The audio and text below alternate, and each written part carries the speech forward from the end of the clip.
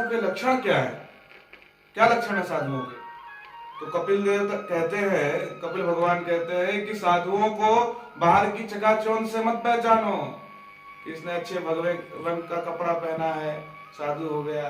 क्योंकि डुप्लीकेट माल की जो पैकेजिंग होती है ना, वो बड़ी जबरदस्त होती है। नकली सोना असली सोने से ज्यादा चमकता है। इसलिए संतों को यदि पहचानना है तो उनके स्वभाव से संतों को पहचाना जा सकता है। क्या है संतों के स्वभाव? तितिक्षवः कारुणिका सुहृदः सर्वदेहिनां अजातशत्रवः शान्ता साधवो साधुभूषणा। सबसे पहला लक्षण क्या बताया? तितिक्षवः। साधु तितिक्षु होता है। तितिक्षु यानी सहनशील, सर्दी में गर्मी में बराबर, मान में अपमान में बराबर। कभी साधु महात्मा की आरती उतारी जा रही है तो वो आपके सम्मान को पा करके उतावले नहीं हो जाते। कभी उनको भगा दिया है, बाबा भाग यहाँ से, उनका अपमान करके भगा देते हैं, फिर भी आपके अपमान को हृदय में नहीं लेते हैं। तो जो मान में अपमान में बराबर हो वो संत है।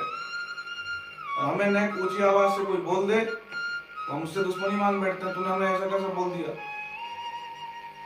तो कड़वे को तो हम थूकते हैं और मीठे को गप से खाने का प्रयास करते हैं, पर कड़वा और मीठा दोनों जिसके लिए बराबर हो जाए वो संत है। तितिक्षवः कारुणिका। संतों में करुणा बहुत होती है। संत हृदय नवनीत समाना, कहा कभी न पर कह ही न जाना। संतों का जो हृदय होता है बड़ा ही कोमल होता है। नवनीत यानी मक्खन के समान में होता है। मक्खन में थोड़ी सी भी आंच लगा दो तुरंत पिघल जाता है। उसी प्रकार संतों ने जहां किसी दुखी व्यक्ति को देखा, जहां किसी लाचार व्यक्ति को देखा, तुरंत दया से उनका हृदय पिघल जाता है। तो ऐसी करुणा जिसके सुहृदः सर्वदेहिनां, इस सारे विश्व प्रपंच को अपना ही परिवार मानते हैं संत। देखिए, संबंध दो प्रकार का होता है। एक होता है नाद संबंध, एक होता है बिंदु संबंध। तो नाद संबंध किसे कहते हैं महाराज? तो नाद संबंध के बारे में पहले बताया, पहले बिंदु संबंध के बारे में जान लेते हैं। बिंदु संबंध क्या होता है? ये हमारे चाचा जी हो गए, हमारे फूफा जी हो गए, हमारे नाना जी हो गए। तो आपके जितने भी सगे संबंधी हैं उसे कहते हैं बिंदु संबंध। और दूसरा होता है नाद संबंध। नाद संबंध में जिससे आपने दीक्षा ली है वे आपके गुरुजी हो गए, और उन्होंने आपके जैसे जिन जिन व्यक्तियों को दीक्षा दी है वे आपके गुरु भाई हो गए। गुरुजी के जो सगे संबंधी हैं वे आपके काका गुरु हो गए। गुरुजी के जो पिताजी हैं वे आपके दादा गुरु हो गए।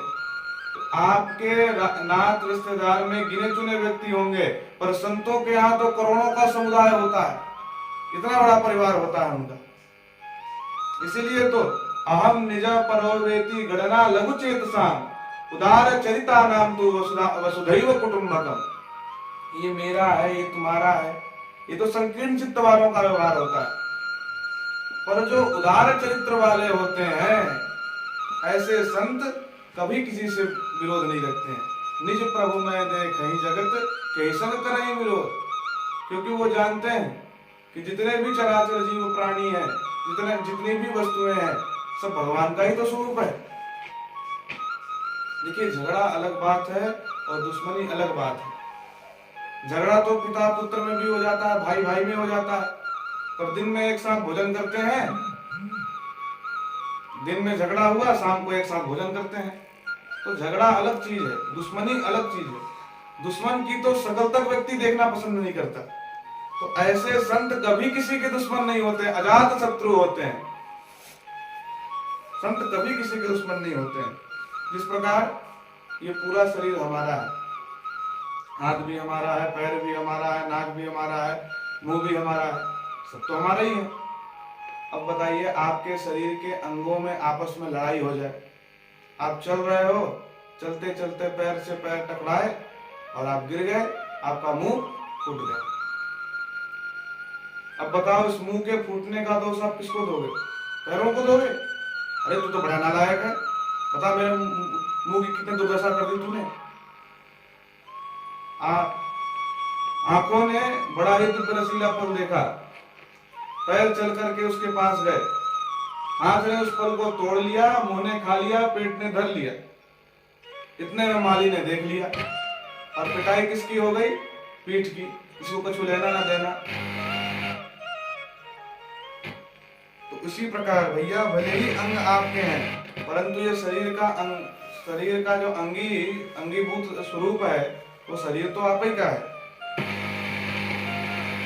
कभी कभी भोजन करते समय हमारे दांत से हमारी जीभ कट जाती है। एक व्यक्ति ऐसे ही बैठे हुए थे, दूसरे व्यक्ति ने आया, भैया क्यों ऐसे बैठे हो, क्या दिक्कत हो गई? क्या बताएं, हमारी जीभ कट गई। अरे किसने काट दी? किसने काटी क्या, भोजन कर रहे थे सो दांत में फंस के जीभ कट गई।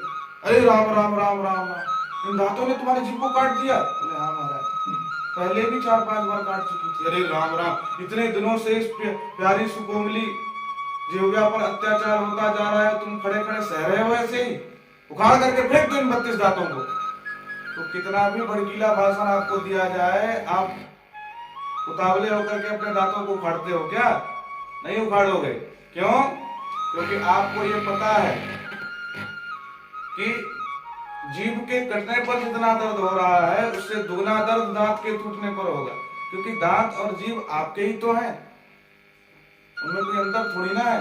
काम अलग अलग है, इन अंगों के, इंद्रियों के काम अलग अलग है, स्वरूप अलग अलग है, देखने में अलग अलग है, पर दर्द तो सब में बराबर आप ही को होगा। उस बताने वाले व्यक्ति को तो दर्द नहीं होगा। तो जिस प्रकार से जो तादात्म्य आपको अपने शरीर में है कि हाथ भी मेरा है, पैर भी मेरा है, पीठ भी मेरा है, सब कुछ मेरा है, तो जो तादात्म्य आपको अपने शरीर में है, वही सभी जीव जंतु, पशु पक्षी, कीट पतंग सब में हो जाए तो समझ लो आप सच्चे संत हो गए। तो 3 बातें गांठ मार लीजिए। सबसे पहले तितिक्षु होना चाहिए, सहनशील होना चाहिए, कारुणिका, आप में करुणा होनी चाहिए, सुहृदा सर्वदेहिना, सभी जीव जंतुओं पर आपका दया का भाव होना चाहिए, उदार चरिता नाम तो वसुधैव कुटुंबकम। तो ये जितने अभी हमने दृष्टांत दिए, जिह्वा क्वचित् संदसति तदभि तदवेदनायाम कतमाय कुप्पे यदंगमंगेन निहन्यते क्वचित् कुप्पेत कस्मै पुरुषस्वदेह। सारे दृष्टांत भागवत में, भागवत के बाहर कोई कुछ भी नहीं है।